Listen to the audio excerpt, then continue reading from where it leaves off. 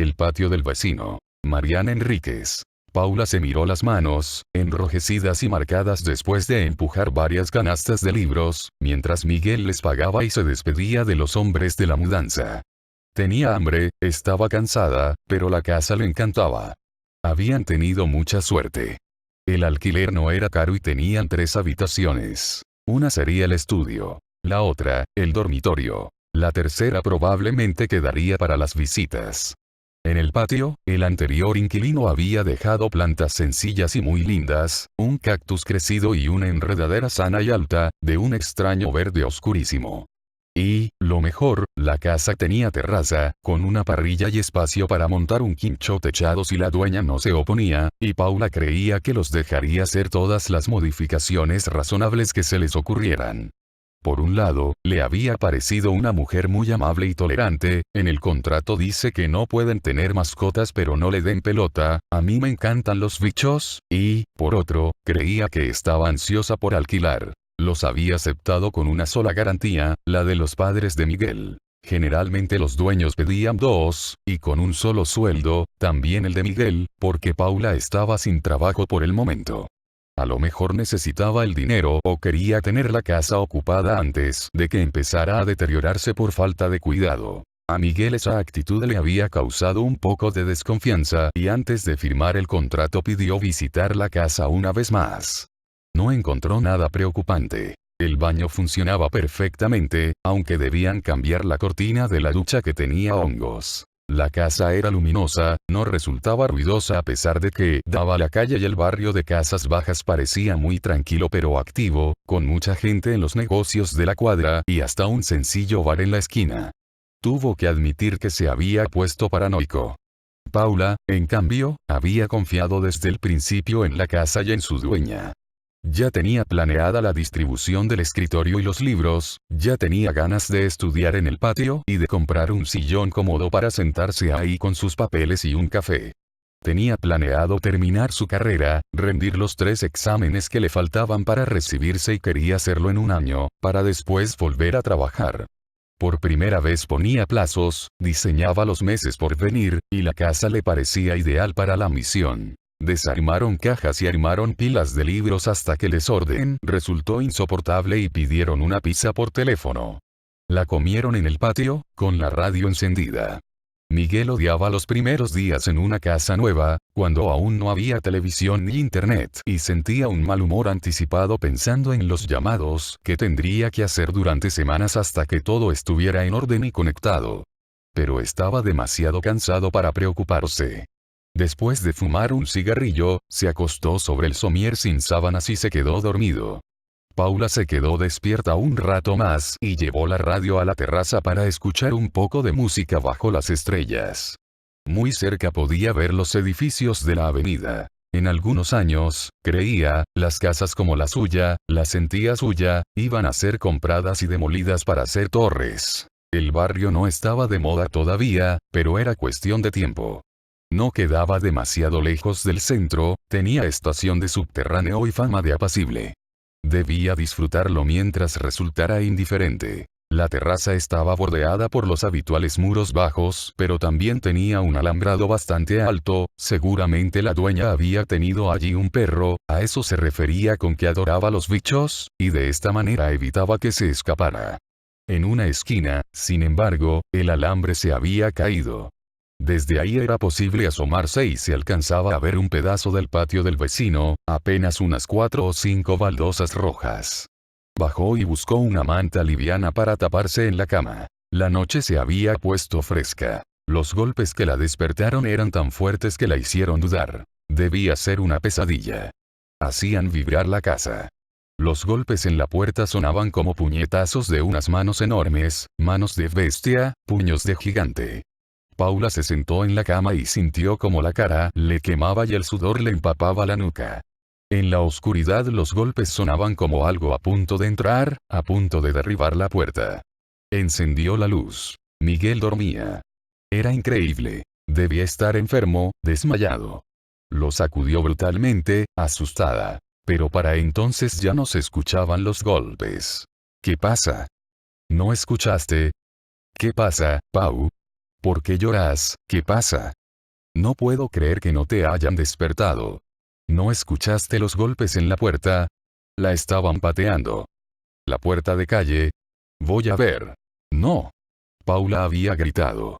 Un grito muy gruñido, animal en su terror. Miguel se dio vuelta mientras se subía los pantalones y le dijo. No empecemos. Entonces Paula apretó tanto los dientes que se mordió la lengua y se puso a llorar. Otra vez él la miraba así y sabía cómo iba a seguir. Primero se ponía impaciente y después demasiado comprensivo, tranquilizador. En un rato Miguel iba a hacer lo que ella más odiaba. La iba a tratar de loca. Que lo mate, pensó.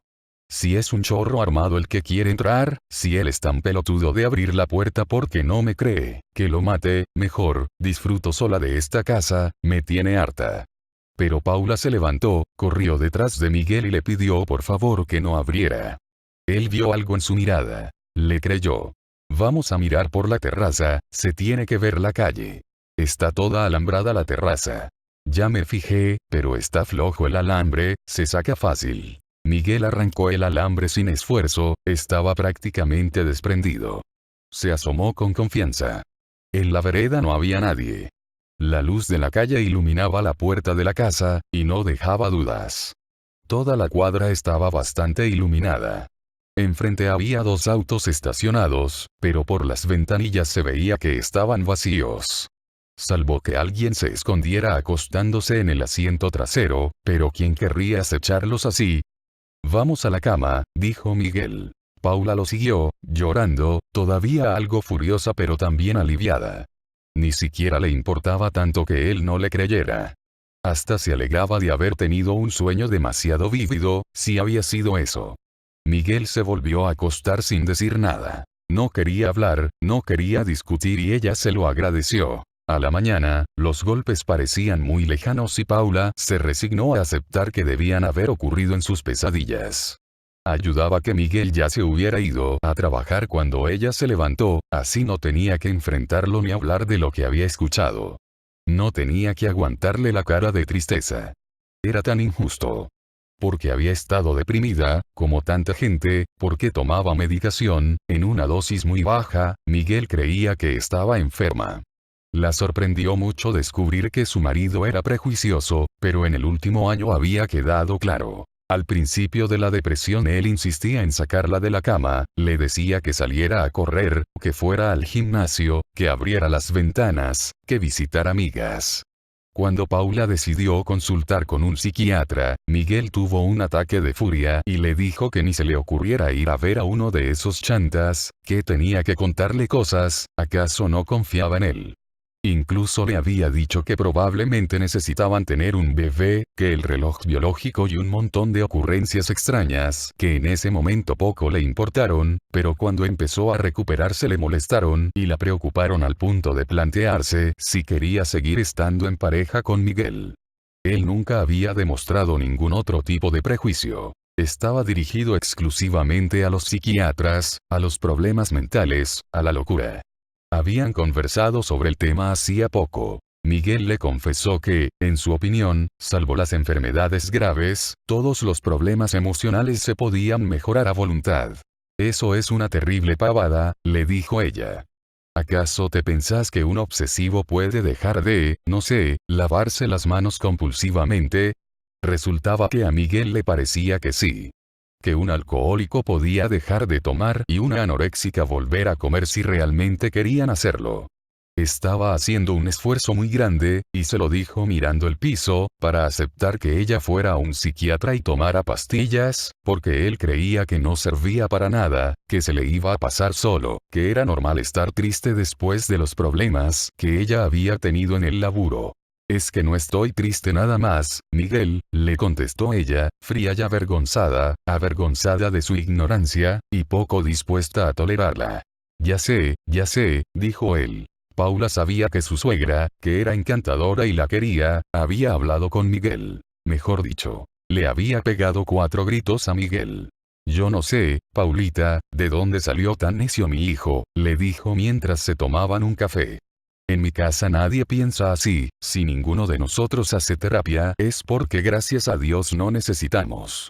Aunque a lo mejor el salame de mi hijo lo necesita. Te pido disculpas, nena. Ahora esperaba a su suegra, Mónica, que debía traer a Ellie, la gata.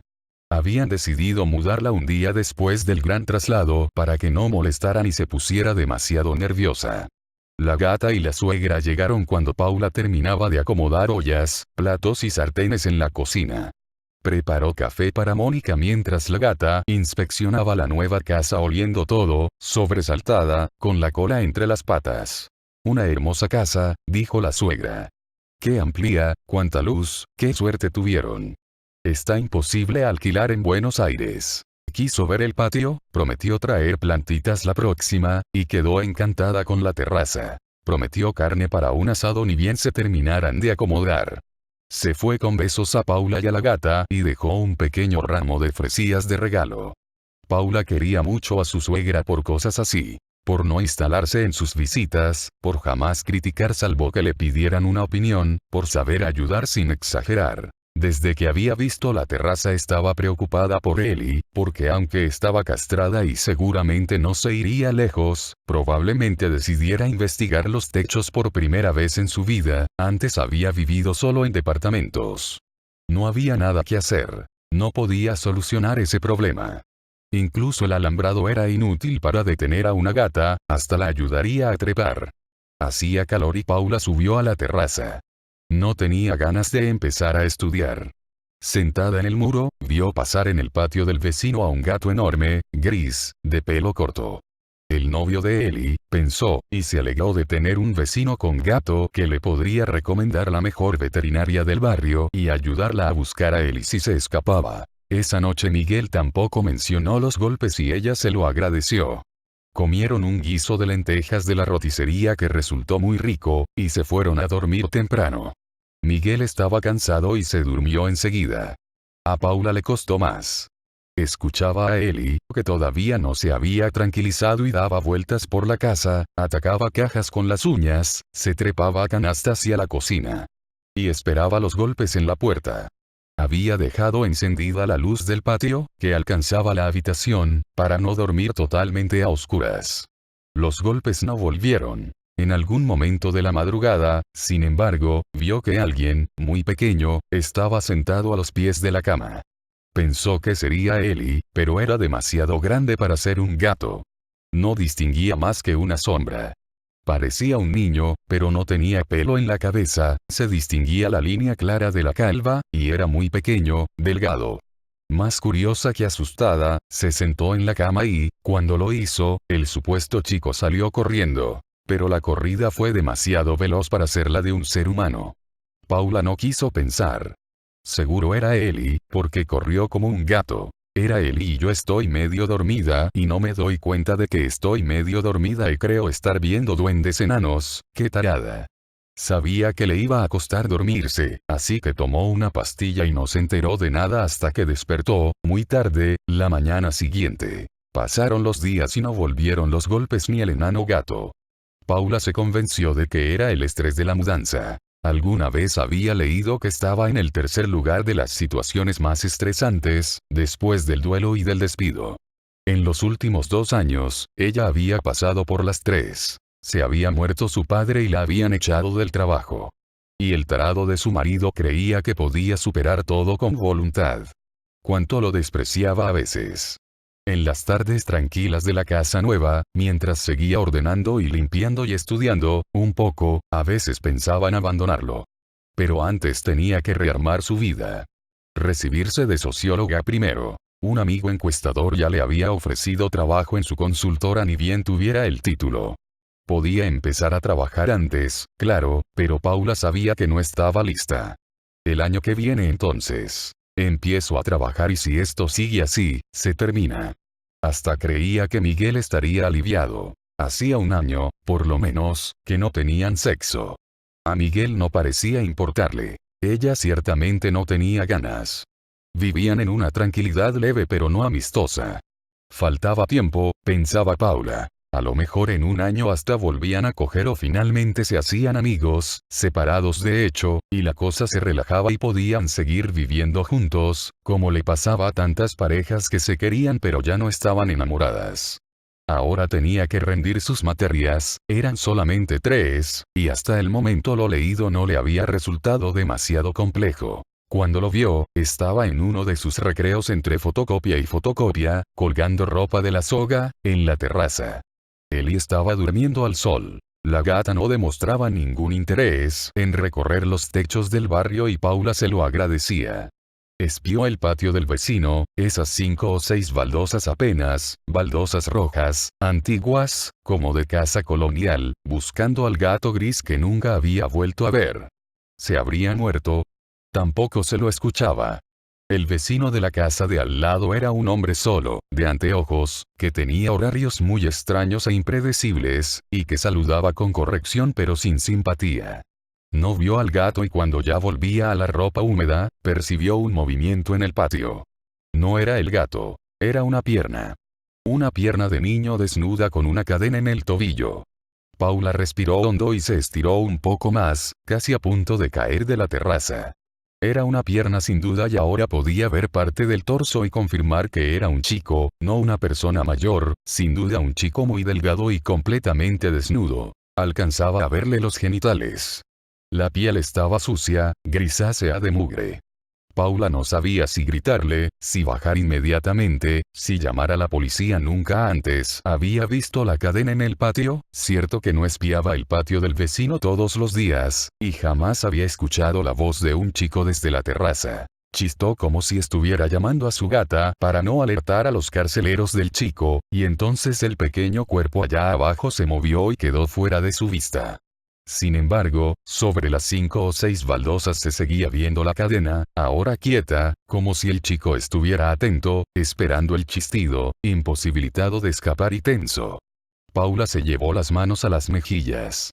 Ella sabía qué hacer en estos casos. Había trabajado durante años como trabajadora social. Pero después de lo que había pasado hacía un año, después del despido, y del sumario, no quería siquiera pensar en volver a responsabilizarse por los chicos perdidos, los chicos dañados. Bajó corriendo la escalera y no llegó al baño. Vomitó en el living, manchó una de las cajas de libros y lloró sentada, con el pelo desatado y llovido que casi tocaba el suelo, y la gata que la miraba con la cabeza ladeada y los ojos verdes redondos, curiosos. Es el chico que vi a la noche hace semanas, al pie de la cama, pensó. Es el mismo. ¿Qué estaba haciendo? Lo dejan suelto a veces, ¿qué hago? Lo primero que hizo fue limpiar el vómito, vaciar la caja de libros y tirar el cartón apestoso a la basura. Después volvió a la terraza y a asomarse. La cadena seguía en el mismo lugar, pero el chico se había movido un poco porque se veía su pie. No había duda alguna de que era un pie humano y el pie de un niño. Podía llamar a la secretaría del menor, a la policía. Tenía muchas opciones, pero primero quería que Miguel lo viera.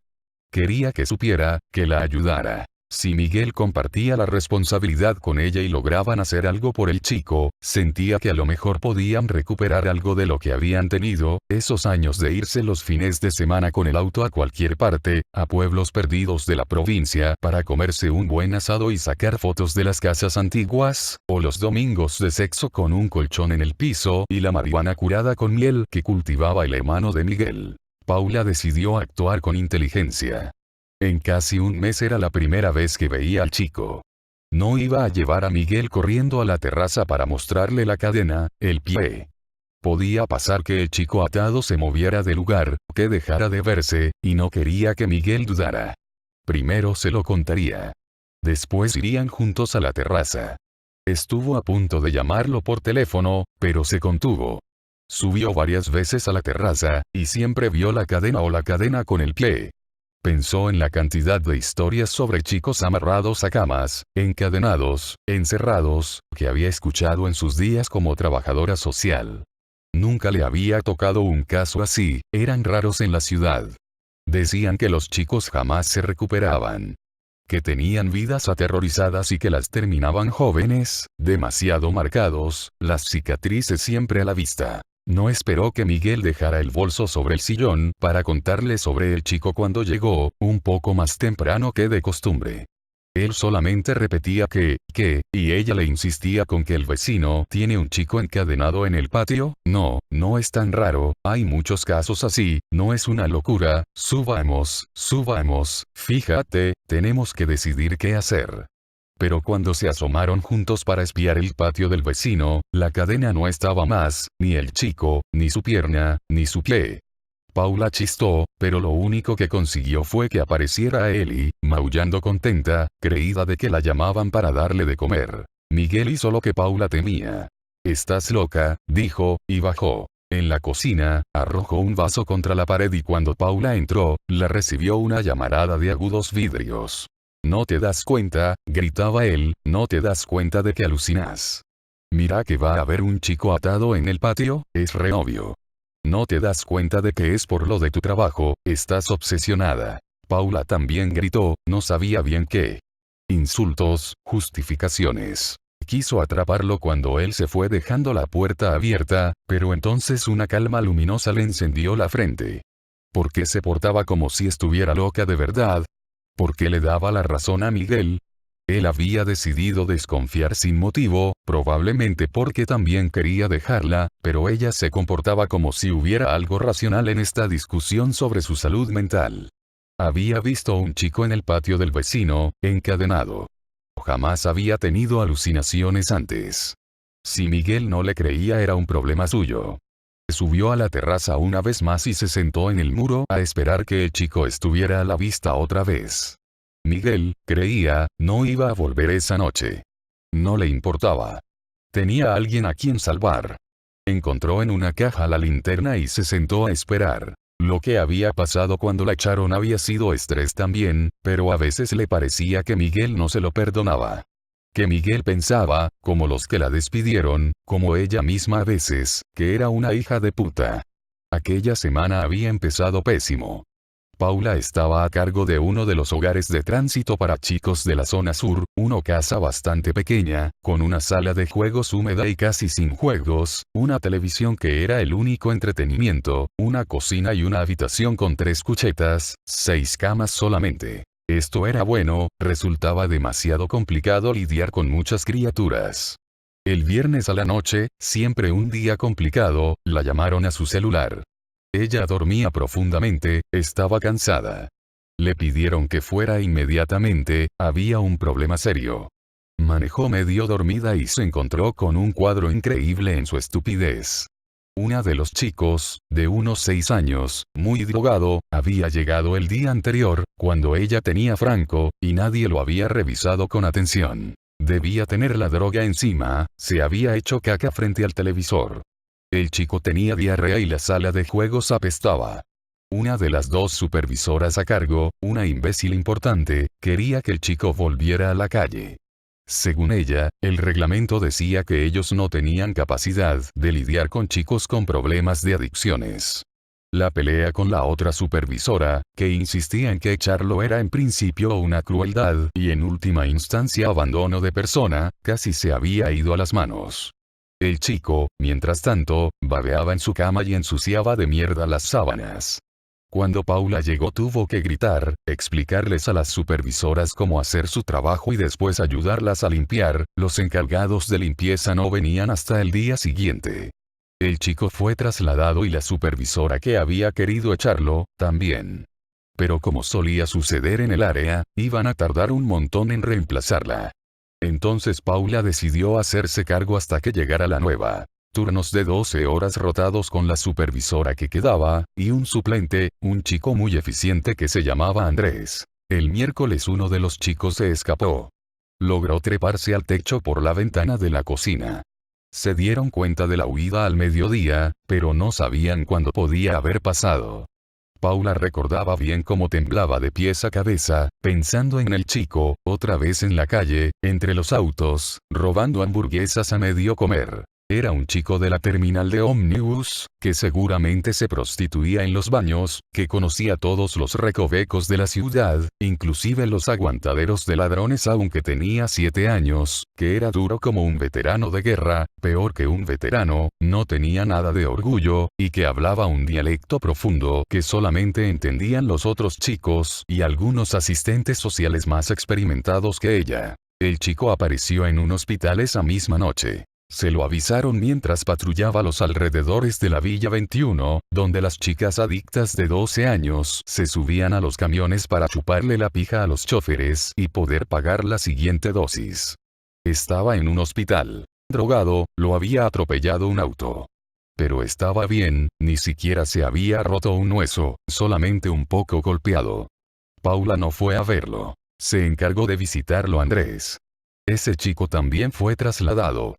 Paula empezó a sentir que no podían cumplir con su trabajo, que los chicos se les escapaban de las manos.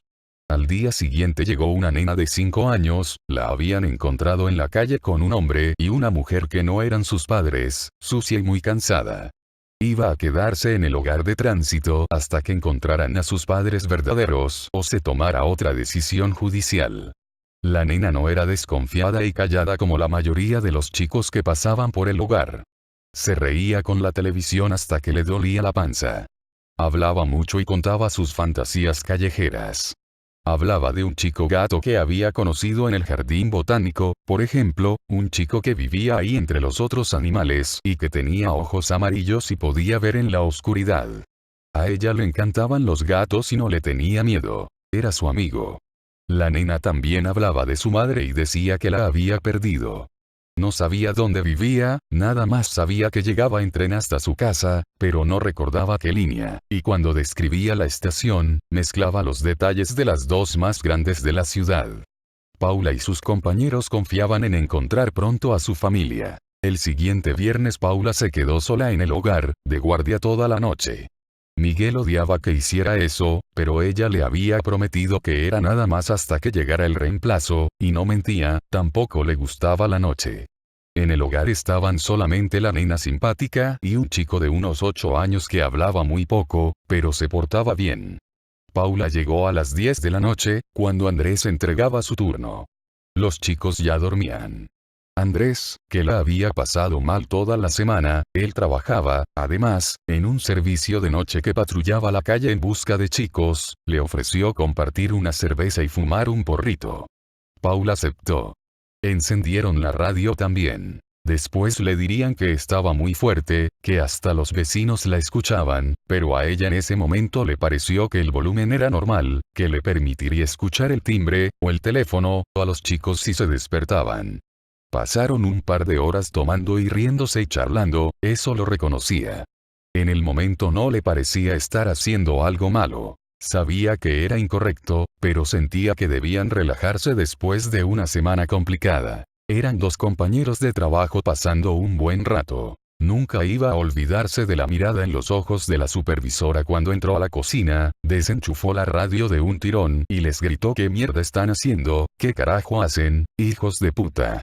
Sobre todo el hijos de puta. Había sido tan sentido, tan sincero.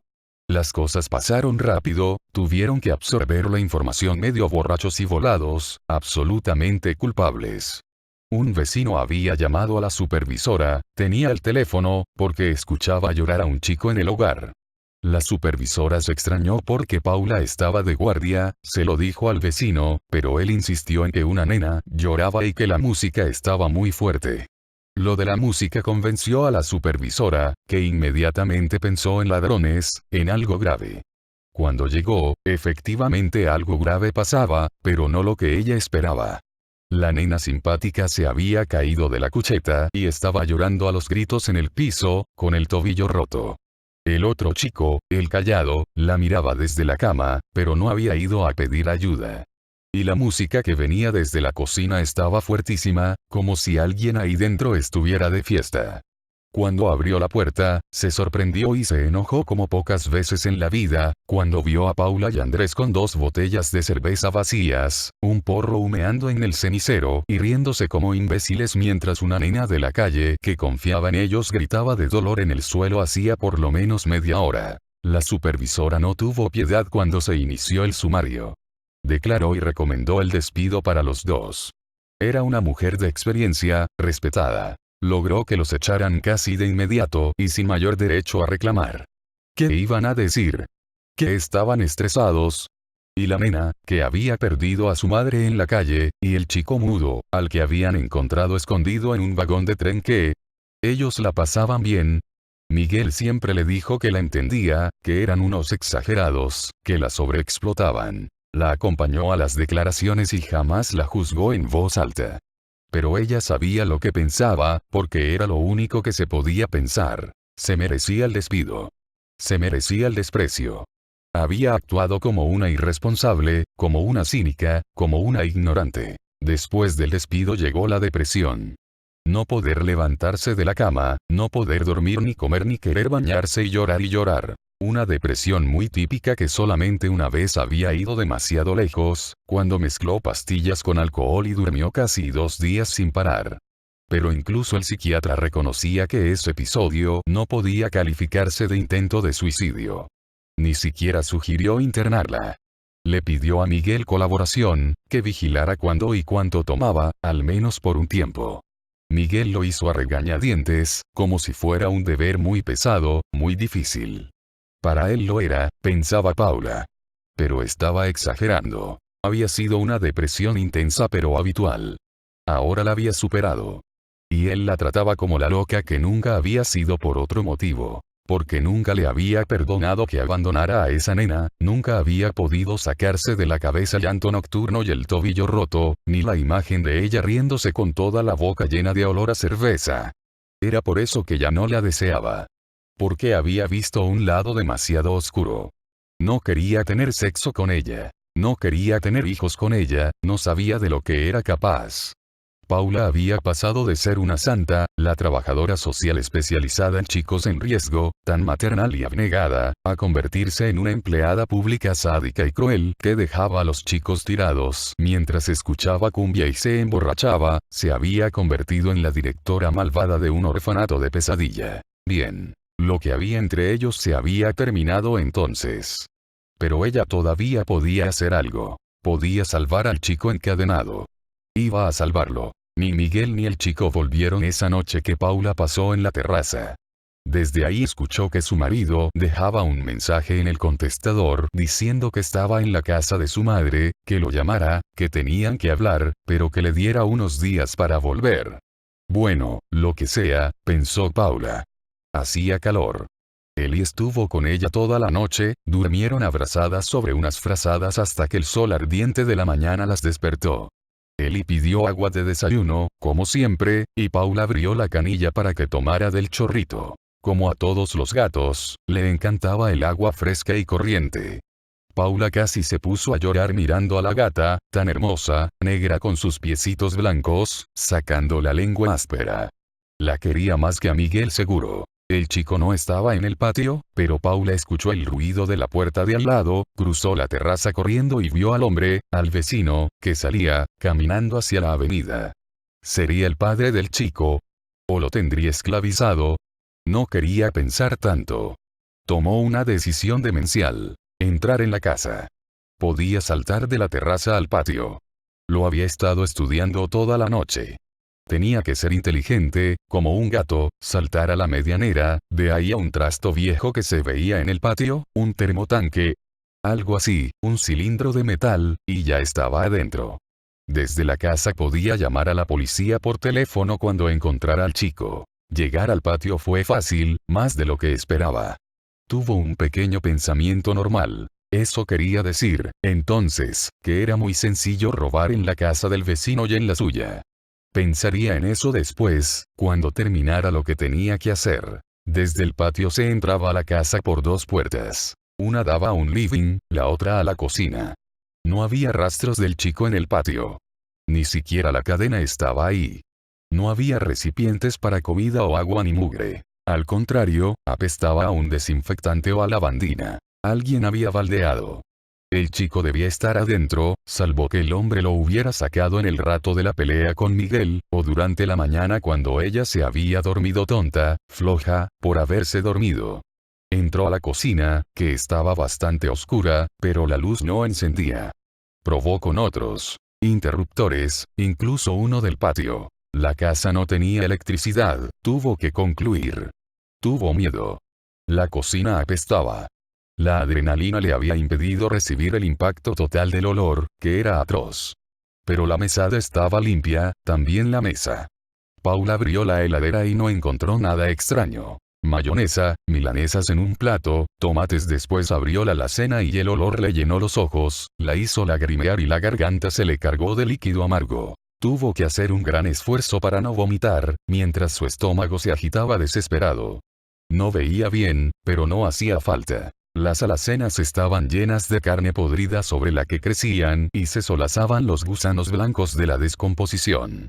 Lo peor era que no podía distinguir qué carne era. Si carne vacuna común que por insania el hombre había dejado pudrir ahí o alguna otra cosa.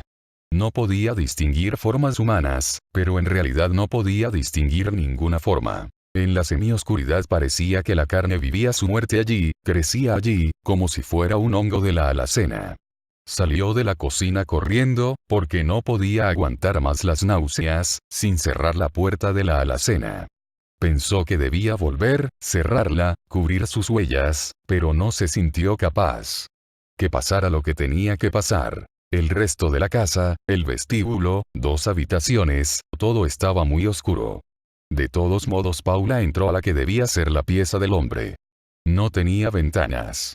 En la penumbra distinguió que la cama estaba prolijamente hecha y que la cubría una manta abrigadísima, en pleno febrero. El empapelado de las paredes tenía un diseño muy sutil. Parecían signos pequeños, como una trama arácnida. Paula lo tocó y para su sorpresa encontró la pintura rugosa de la pared. Se acercó y vio que no era empapelado. Las paredes estaban escritas casi sin dejar espacio en blanco, con una letra elegante y pareja, que ella había tomado por un dibujo delicado. No podía distinguir oraciones coherentes. Había fechas. 20 de marzo, leyó. 10 de diciembre. Y algunas palabras. Dormido, azul, entendimiento. Revisó los bolsillos, buscando el encendedor, pero no lo llevaba encima. No quería buscar uno en la cocina. Pensó que cuando se acostumbrara más a la oscuridad podría leer, pero después de esperar algunos minutos sintió que la transpiración le corría por la espalda y que el dolor de cabeza se hacía fuerte y tuvo miedo de desmayarse en esa casa horrible, esa casa a la que nunca debía haber entrado. Si no le había importado esa nena hermosa que se había roto el tobillo, y la mirada en la cara de la nena cuando se la llevó la ambulancia, la mirada de odio en sus ojos, la nena sabía que ella era la culpable, que era tan mala como la calle, porque le importaba a este chico entrevisto en un patio que, si vivía con este loco, seguramente ya estaba arruinado para siempre, lejos de cualquier posibilidad de recuperación o de una vida normal. Lo piadoso de hacer, si llegaba a encontrarlo, era matarlo. Pasó al living. También ordenado y vacío, pero allí encontró la cadena, sobre un sillón de cuerina marrón. El living, que daba al patio, estaba iluminado. Se atrevió a hablar. «Hola», susurró. «¿Estás acá?» Sabía que no necesitaba gritar en la casa. No era tan grande y estaba completamente silenciosa. Esperó, pero no escuchó nada en absoluto. Se acercó a una biblioteca con puertas de vidrio, podía distinguir pilas de papeles, pero, cuando la abrió, no solo se decepcionó, sino que tuvo mucho miedo. Todos los papeles eran boletas de luz, de gas, de teléfono, todas sin pagar y ordenadas cronológicamente. Nadie se había dado cuenta de esto. Nadie sabía que había un hombre viviendo en estas condiciones en un barrio de clase media. Era probable que hubiera otro tipo de papeles entre las facturas impagas, pero Paula debía apurarse y revisó los libros. Eran todos grandes y pesados libros de medicina de los años 60, con hojas satinadas y grandes láminas. El primero que hojeó no tenía marcas de ningún tipo, pero el segundo sí. Era de anatomía y en las páginas que describían el aparato reproductor femenino alguien había dibujado con virome verde una pija enorme con espinas en el glande, y en el útero, un bebé de grandes ojos glaucos que no se chupaba el dedo, se lo lamía con un gesto de lascivia que la hizo decir «¿Qué es esto?» en voz alta.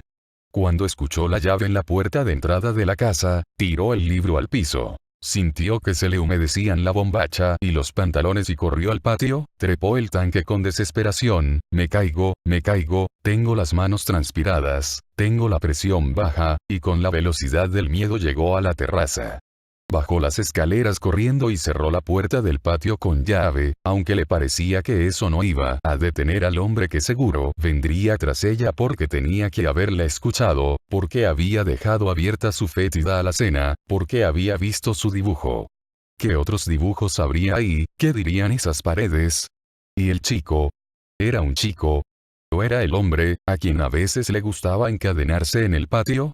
A lo mejor era él. Con la distancia y la sugestión por su propia historia con chicos, a lo mejor le había parecido más pequeño de lo que era. Eso era un alivio. Pensar que el chico no existía. Pero el alivio no la protegía. A lo mejor el loco no era peligroso y no le molestaba que hubiera intrusado su casa. Pero Paula no se lo creía. Recordaba cosas vistas con el rabillo del ojo. Algo sobre el sillón que parecía una peluca. Algunas palabras en la pared que o bien estaban en un idioma que ella desconocía o en un idioma inventado o sencillamente eran letras agrupadas sin sentido. Todas las plantas del patio, secas pero con la tierra húmeda, como si siguieran regándolas, como si alguien no aceptara, o no entendiera, que estaban muertas. Odió a Miguel claramente por primera vez. Por dejarla sola, por juzgarla, por cobarde, por huir ante el primer problema real, por huir a lo de su mamita. Lo llamó. Sorete. No está, le dijo su suegra. ¿Vos estás bien, querida? No, estoy como el culo. Silencio. Llámalo al celular, hermosa, vas a estar bien, vos no te preocupes. Le cortó. Miguel tenía apagado el celular hacía horas. En situaciones así extrañaba a su padre, un hombre complicado y poco cariñoso, pero claro y decidido, un hombre que jamás se hubiera espantado o enojado por tan poca cosa. Ella recordaba cómo había cuidado a su madre, que se murió loca por un tumor cerebral, y cuando la escuchaba gritar no se le movía un músculo de la cara, pero tampoco le decía a ella que estaba todo bien. Porque no estaba todo bien y era una estupidez negarlo. Como ahora. Algo malo iba a pasar y era una estupidez negarlo. Intentó llamar al celular una vez más, pero seguía apagado o fuera del área de cobertura. Entonces escuchó a Ellie, que gruñía enojada y después maullaba asustada. Los gritos de la gata venían de la habitación. Paula corrió. Un chico tenía a Ellie sentada en su regazo. El chico estaba sobre la cama. La miró aunque tenía los ojos glaucos atravesados de capilares rojos y los párpados grises y grasientos, como sardinas. Apestaba, también. Su olor llenaba la habitación. Estaba pelado y tan delgado que era increíble que viviera. Acariciaba a la gata brutalmente, ciegamente, con una mano demasiado grande para su cuerpo. Con la otra la tenía agarrada del cuello. «Sóltala», gritó Paula. Era el chico del patio del vecino. Tenía marcas de la cadena en el tobillo, que sangraba en partes y en otras supuraba infección. Cuando escuchó su voz, el chico sonrió y ella le vio los dientes. Se los habían limado y tenían forma triangular, eran como puntas de flecha, como un serrucho. El chico se llevó la gata a la boca con un movimiento velocísimo y le clavó los serruchos en la panza. Él gritó y Paula vio la agonía en sus ojos mientras el chico escarbaba su vientre con los dientes, se hundía en las tripas con nariz y todo, respiraba adentro de la gata, que se moría mirando a su dueña, con ojos enojados y sorprendidos. Paula no huyó. No hizo nada mientras el chico devoraba las partes blandas del animal hasta que sus dientes chocaron con el espinazo y entonces arrojó el cadáver a un rincón. ¿Por qué?, le preguntó Paula. ¿Qué sos? Pero el chico no le entendía. Se levantó con sus piernas de puro huesos, el sexo desproporcionadamente grande, la cara cubierta de sangre, tripas y los sedosos pelos negros de Ellie. Pareció buscar algo sobre la cama. Cuando lo encontró, lo levantó hacia la luz del techo, como para que Paula viera el objeto claramente. Eran las llaves de la puerta. El chico las hizo tintinear y se rió, y su risa vino acompañada de un eructo sanguinolento. Paula quiso correr pero, como en las pesadillas, le pesaban las piernas, el cuerpo se negaba a darse vuelta, algo la sostenía clavada en la puerta de la habitación. Pero no soñaba. En los sueños no se siente dolor.